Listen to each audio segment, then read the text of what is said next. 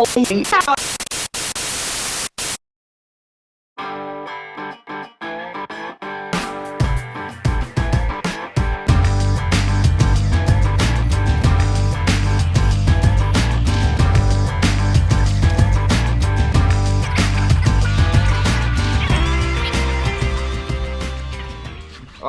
so rigging the wacky worm here. Obviously I have my wacky worm hook. I just checked it. Everything's good with the hook itself. We're going to grab out the Senko box. My Senko box is pretty loaded. Like I said, I definitely like fishing Senkos. I want to show you real quick the options that you have with this wacky worm with a nail weight. There's two ways that you can fish it. One way is the weedless wacky worm hook, 1/0, 2/0, whatever you feel more comfortable with. I'm not really a fan of these. I just haven't found a good weedless hook that I think that the catch rate is decent with. I still, even though a lot of the pros are going to, you know, the straight shanked wacky worm hooks, I still really like just a standard 2/0 circle hook. Black, red, doesn't matter to me. I've thrown both of them, caught fish on both of them. So completely up to you. And what I do is I just do a real simple Polymer knot all the way around. And then I'll cut off my ends. My ends don't really matter. All of my line on this reel is all the same. There's no leader or anything. So I just simple Polymer knot. Now I have two different browns that I like. This is just the Yamamoto with the blue fleck. It's a brown with blue fleck. And then I have the Yamamoto brown with the purple fleck with the pink tail. Now I found that a lot of times these bass will hit this pink tail. So I don't really like doing that unless I know that these bass are super hungry. I'm not gonna have to compete with them short striking it and just kind of hitting the back of my bait. So what I do is I'm gonna load it up. Like I said, I'll come on a Yamamoto. They have a smooth surface versus the ridge surface. I'll go right to that smooth surface, right where that smooth surface starts, and I'll drop a band. So I'm about a third of the way down towards the tail, and I will go ahead and grab a nail weight. And I do like fishing tungsten nail weights. I really like how they hold up as far as nail weights go. They have super small ones. I know you guys probably can't even see it. I'll try to put it in front of my finger so you can see it. Or a big one, a bigger one, which is about 1 inch long. I really like the longer one in these wacky worms, or these Senkos, whatever you want to call them. And I'll just shove it all the way up the tail. I just keep going. Some guys will leave the tail, a little bit of it exposed out of the tail. I don't like to do that because, as you guys saw earlier in my video, I like to skip these a lot to get them underneath the trees and everything. And that's what it looks like. It does give the tail a little bit bigger of a profile, but I haven't found a single bass that mind that at all.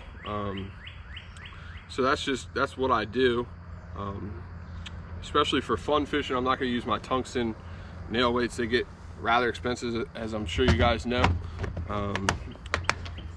Now what I do use is I have on 8-pound fluoro here. I do like using fluoro. I was never a fan of fluoro until I started fishing with it with these ducket rods, and I fished the ducket triad on 90% of my spinning reels now, and about 40% of my bait caster reels. If you haven't tried one, I challenge you to go down, check it out. I've gotten all mine at the Williamsville store, right inside of Harrington, between Harrington and Farmington. And let me tell you, what you can feel with these triad rods is unbelievable. I mean, you can feel everything on the bottom, and they're relatively decent priced. Yeah, they're more expensive than other brands out there, but just the feeling that you get out of these rods is nothing short of amazing for the price point.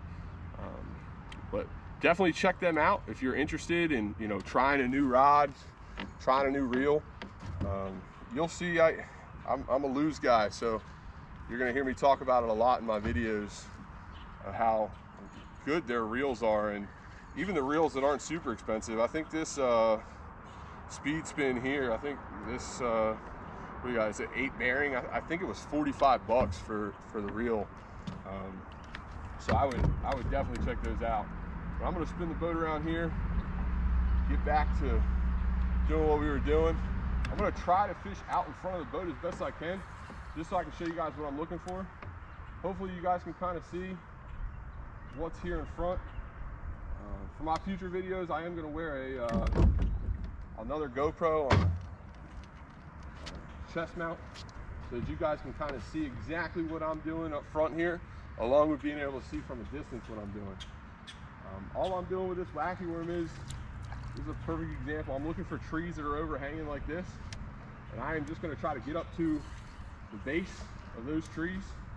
And once I get to the base of those trees, I know that nail weight is taking it to the bottom, so I don't have to wait as long as you would with a traditional wacky worm, which is really, really nice. A lot of people get frustrated fishing wacky worms because it takes so long for it to get to the target zone. I found that bass will chase this nail weight all the way to the bottom, even if they're sitting on the top. I mean, right now on my electronics, I'm sitting in 3 feet of water, so I'm not very deep. But in this pond, being that, you know, most of it has been here a while, there are very, very, very steep banks.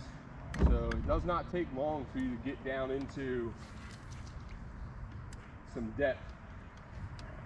The one thing I do also like about the nail weight, I feel like it's more controllable when you skip cast in somewhere, and there's a fish right there underneath that tree, guys. So like I said, as long as you can get to the tree, and I skip cast it all the way down, that's a decent fish. Skip cast it all the way down to the base of that tree, and you can see nice, healthy, dark fish. So like I said, skip casting right underneath to the base of that tree. It's not a lunker by any means, but it's putting fish in the boat. We'll throw him back, and I'll check my knots. That's the other thing. I have, my wife can attest, unfortunately, I was fishing another local lake. I put a nice 4.5 pounder in the boat during the spawn, and I went back in to cast to the female that was sitting there, because, you know, the male took the first bait. Cast back in there to the female that was sitting in there, and snapped right off right at the knot because I didn't check my knot after catching a fish. It's very important. Check all of your tackle after you catch that first fish. Make sure that everything's still what it was when you tied it in the first time. That way you're not missing bites. So all I'm doing with this wacky worm rig is I'm just bouncing it, just barely bouncing it off the bottom. And like I said, it's not very deep, so I'm kind of moving it pretty quick, but not too quick to where I can't get something to chase it. And again,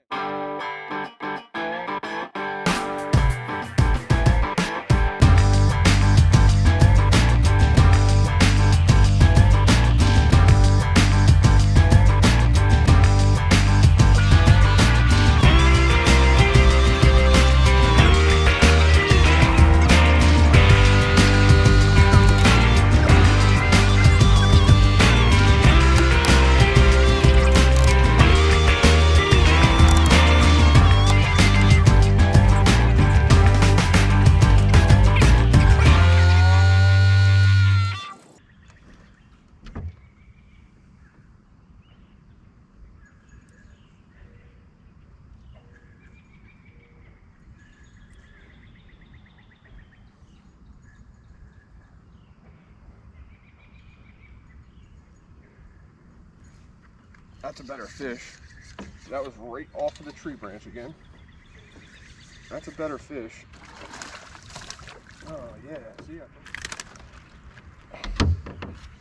chain pickerel, guys. These things are toothy.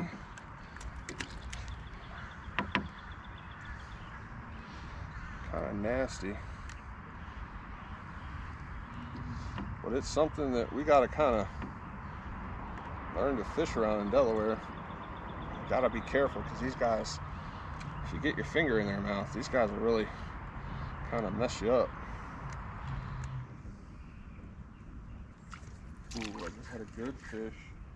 I wasn't paying attention. I thought it was a hang up on a stick. He was in there.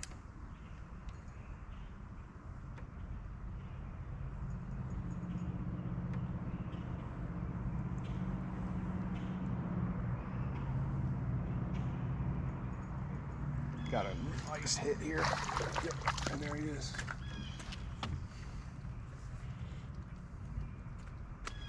All right, so less than a foot from the boat. And like I said, I'm just making sure that I get all of these little spots where all these limbs are overhanging from this tree falling. And not a 12-inch bass, but good bass for the future there. Like I said, make sure you check your line all the time after you catch a fish or you get a snag. Either way, you don't want to have that fish of a lifetime finally hit and you not have a tight line. So make sure you're checking all that.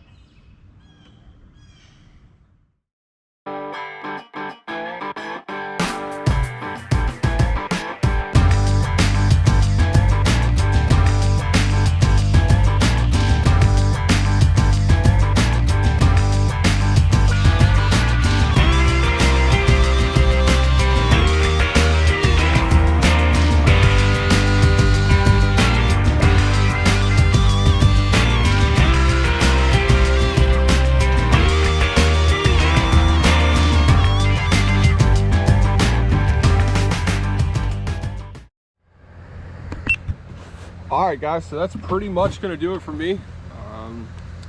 You know, maybe the bass forecast was right. You know, 2 out of 10 probably wasn't the best day to do it, but even when it was tough, you know, showed you a couple different baits that'll work pretty much anywhere. Those are my natural go-to baits. So hopefully that'll help you guys. Hopefully you guys can give me a like, a follow, and a share. That way we could grow the channel. I will be doing product reviews on some of the mystery tackle boxes and stuff that I do get that I'm subscribed to. So if you guys are interested in that, or you guys, you know, have a specific lure that you guys want me to try out, I'll definitely give it a shot. And hopefully I'll be able to do weekly videos for you guys to come and check out. So that's it. That's going to be the day for fishing today. Hopefully you guys learned a couple things, or maybe even you guys will try out a new pond in Derby Pond. But thanks for watching. Big Chris out.